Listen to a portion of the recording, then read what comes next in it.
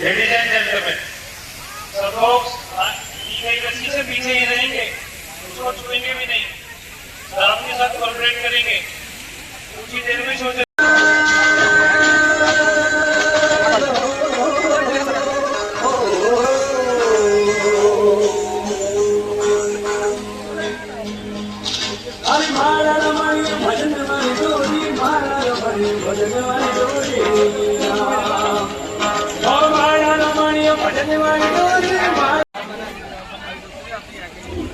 वेदों शास्त्रों के ज्ञाता, धर्म और नीति के पालन करने वाले और युद्ध कला के अपराजित गुरु आचार्य लोग भारतवर्ष में गुरु के बढ़िया है।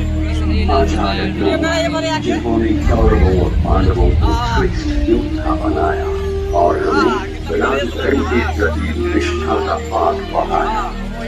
आचार्य लोग महाभारत के प्रभावशाली पात्रों में से एक ऋषि भरद्वाज के आश्रम में द्रोण का जन्म हुआ।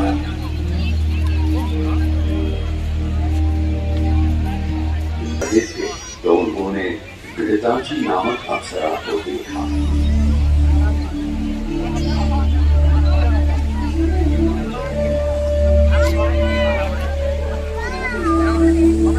उस क्षण उनके मन में प्रेम उत्पन्न हुआ।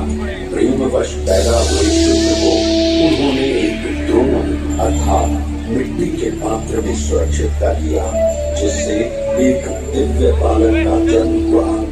मिट्टी के द्रोण पात्र से पैदा होने के कारण उसका नाम द्रोण रखा गया। अध्ययन किया।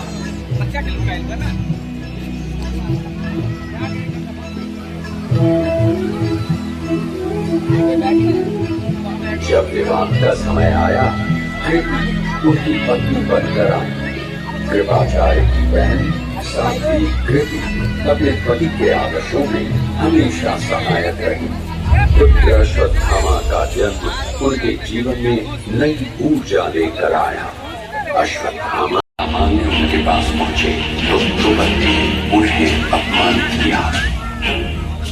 द्रोण, मित्रता केवल समान लोगों के बीच होती है। मैं एक राजा हूँ और तुम एक निर्धन ब्राह्मण, हमारी मित्रता अब संभव नहीं। ये अपमान द्रोण के हृदय में गहराई से जुड़ गया। उन्होंने प्रण दिया वे इस अपमान का बदला लेंगे। आक्रोश और दुख से भरे द्रोण कृपाचार्य के पास हस्तिनापुर पहुंचे। भीष्म पितामह ने उन्हें कौरव और पांडव राजकुमारों को युद्ध कौशल एवं शस्त्र विद्या सिखाने की जिम्मेदारी दी। अब वे द्रोणाचार्य नाम से जाने गए। द्रोणाचार्य ने अपना आश्रम वर्तमान में गुरुग्राम नाम से प्रसिद्ध नगर में बनाया। पुराने समय में अरावली पर्वत श्रृंखलाओं से घिरा ये नगर अत्यंत शांत एवं सुरम्य स्थल था। नगर के कोलाहल से भी दूर था। यहीं पर उन्होंने कौरवों और पांडवों को प्रशिक्षित किया। एक दिन द्रोणाचार्य ने सभी राजकुमारों की परीक्षा लेने का निश्चय किया। एक पेड़ पर लकड़ी का पक्षी बनवा कर रखा और सभी छात्रों से इस पक्षी पर निशाना साधने को कहा। सभी को पूछा, तुम्हें क्या दिखाई दे रहा है? किसी ने कहा, मुझे पेड़ पर पत्ते दिखाई दे रहे हैं। किसी ने कहा, शाखें। अंत में अर्जुन को निशाना साधने को कहा।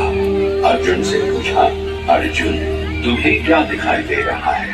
अर्जुन ने कहा, गुरुवर मुझे तो मात्र पक्षी की आंख दिख रही है। आचार्य ने कहा, चलाओ बाण। अर्जुन ने उस पक्षी की आंख एक ही बाण से भेद दी। अब द्रोणाचार्य को पूरा विश्वास हो गया कि अर्जुन ही मेरा श्रेष्ठ शिष्य है और द्रुपद से मेरा बदला ले सकता है।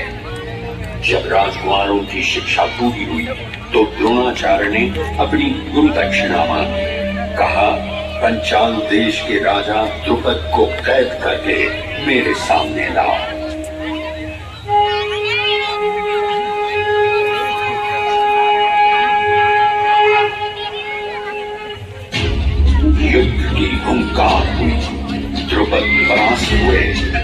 कैद कर लिए गए।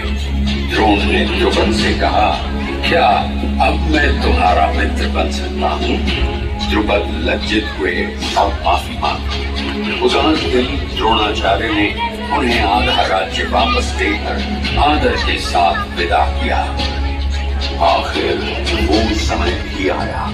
कौरवों और पांडवों के बीच का विशाल महाभारत युद्ध, जिसमें भारतवर्ष के सभी राजाओं ने भाग लिया। भयानक 18 दिन, जिसमें हर दिन अनगिनत योद्धा मारे गए और धर्म की सीमाएं बार-बार टूटती नजर आई।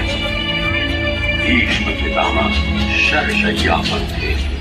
द्रोणाचार्य अब कौरवों के सेनापति थे। उनका पराक्रम और रणनीति अद्वितीय थे।